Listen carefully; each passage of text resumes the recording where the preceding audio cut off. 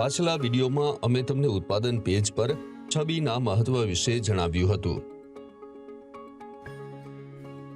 આ વિડીયોમાં આપણે ઓર્ડરના મેનેજમેન્ટની પદ્ધતિઓ અને ઓર્ડર મેનેજમેન્ટ માટેના શ્રેષ્ઠ પ્રયાસો વિશે શીખીશું।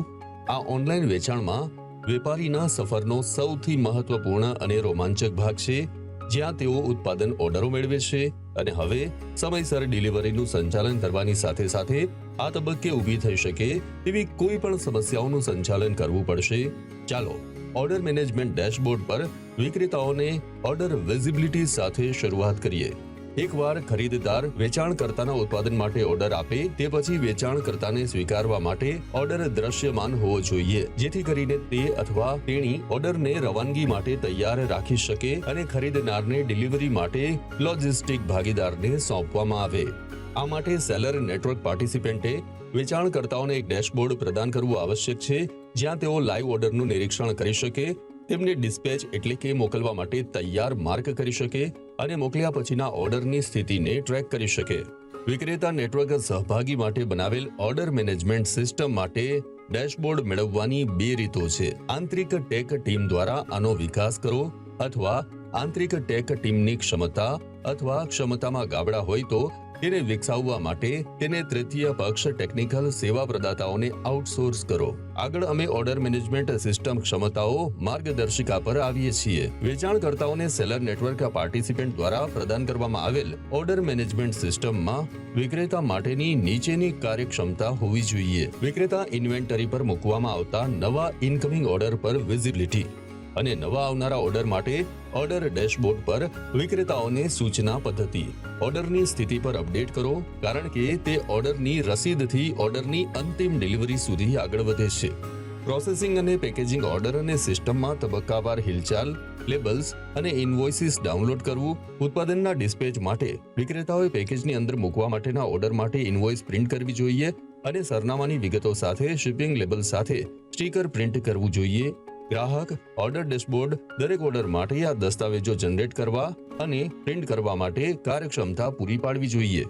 ટ્રાન્ઝિટમાં ટ્રેકિંગ અને ડિલિવરી ઓર્ડરના શિપમેન્ટ પછી અને ડિલિવરી પછી ઓર્ડરની અપડેટ કરેલી સ્થિતિ વેચનારને દેખાતી હોવી જોઈએ। ઇન રિટર્ન અને પરત કરેલા ઓર્ડરને ટ્રેક કરવું। એકવાર ઓર્ડર પરત મળી જાય પછી વિક્રેતાઓએ ટ્રેક કરવા સક્ષમ હોવા જોઈએ કે કયા ઓર્ડર્સ વિક્રેતાને પરત કરવામાં આવે છે। ઓર્ડર સંબંધિત મુદ્દાઓ ઊભા કરવા અને ટ્રેક કરવા। વેચાણકર્તાએ ડેશબોર્ડથી સેલર નેટવર્ક પાર્ટિસિપેન્ટના ઓર્ડર સામે ટિકિટો વધારવા માટે સમર્થ હોવા જોઈએ।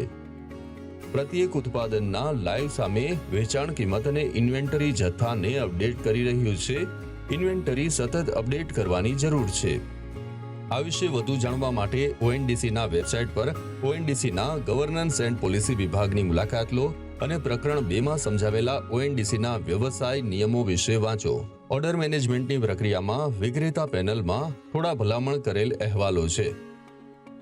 આમાંના પહેલા પરિપૂર્ણતાના રિપોર્ટ છે, જેમ કે ઓર્ડર રિપોર્ટ આ તમામ ઓર્ડર અને પરિપૂર્ણતાની સ્થિતિનો વિગતવાર રિપોર્ટ છે। પિકઅપ રિપોર્ટ આ એવા તમામ ઓર્ડરનો રિપોર્ટ છે જેને પિકઅપ કરવા અથવા પિકઅપ માટે ફરીથી પ્રયાસ કરવો આવશ્યક છે। રિટર્ન્સ રિપોર્ટ આ રિપોર્ટમાં તમામ પરત કરવામાં આવેલા ઓર્ડરની વિગતો છે અને દરેક રિટર્નની રિવર્સ શિપમેન્ટ સ્ટેટસનો ટ્રેકિંગ છે।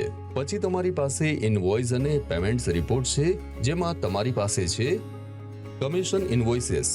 આ રિપોર્ટ તમામ માસિક કમિશન ઇનવોઇસનો ટ્રેક રાખે છે। વ્યવહારો સાથે કમિશન ઇનવોઇસ રિપોર્ટ એક વધુ વિગતવાર અહેવાલ જે કમિશન ઇનવોઇસ સાથે જોડાયેલા તમામ ઓર્ડરની લેવડ દેવડના સ્તરની વિગતો તપાસે છે। ટ્રાન્ઝેક્શન આઈડી સ્તર પર UTR વિગતો સાથે ચૂકવણી રિપોર્ટ।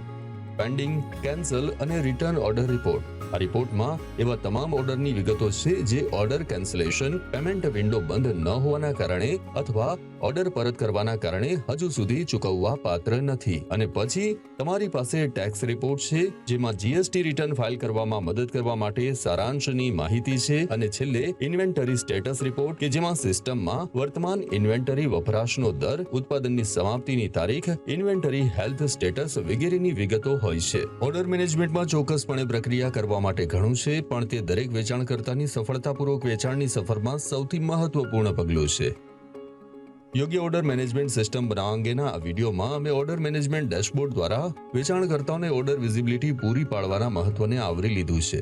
આવી સિસ્ટમ બનાવવા માટે વિવિધ પ્રક્રિયાઓની શોધ કરી છે, તેની મુખ્ય કાર્યક્ષમતાઓ પર ધ્યાન આપ્યું છે, તે પછીની પ્રક્રિયાઓની ચર્ચા કરી છે અને સિસ્ટમની અંદર વિક્રેતાઓ માટે ભલામણ કરવામાં આવેલા અહેવાલો પર પ્રકાશ પાડ્યો છે. આગામી વિડીયોમાં અમે વિક્રેતા કેન્સલેશનને હેન્ડલ કરવાના વિષયનું અન્વેષણ કરીશું. એનો અર્થ શું થાય, વધુ જાણવા માટે આગળના વિડીયો પર ક્લિક કરો.